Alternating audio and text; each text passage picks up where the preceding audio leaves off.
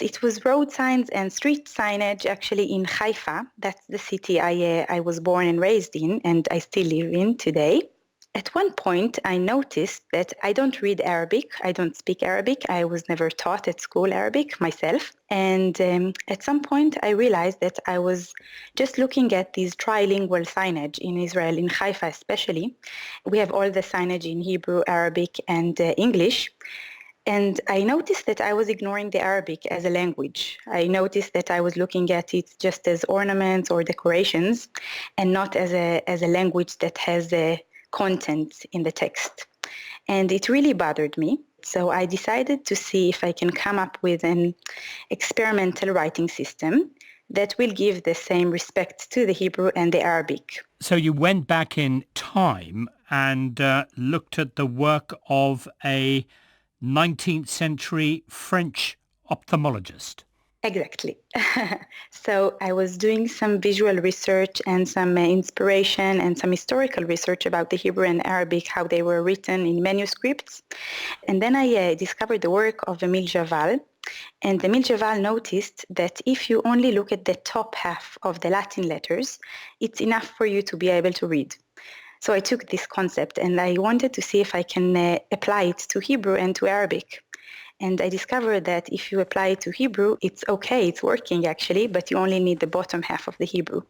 So the identifying characteristics of the script are at the bottom half. And in Arabic, it was the other way around. So it was the top that you actually really need in order to read. And that gave me the system and the rules for my Aravrit project. So you've fused Arabic and Hebrew words in such a way that Hebrew and Arabic speakers can read the same word. That's right, yes. I actually created new letters. So in each new letter of Aravrit, the top half is Arabic and it's stitched together with the bottom half that is Hebrew. So I took all the identifying characteristics of each script and then I merged them together to a different letter. So actually you can read, if you feel comfortable with Arabic, you can read the top half, and if you feel comfortable with Hebrew, you can read the bottom half. And then everyone can read any language that they feel comfortable with.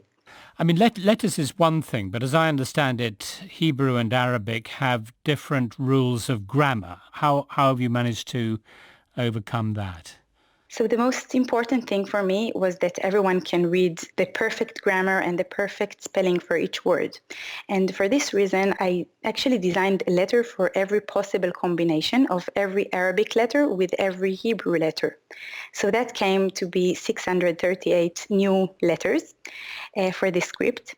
And basically, the word is the same as it should be in Arabic, and it's the same as it should be in Hebrew. So even if you put a sentence together, it would be the same Arabic grammar and the same Hebrew grammar. It was very important for me to stay loyal to the grammar, to the script, to the spelling even.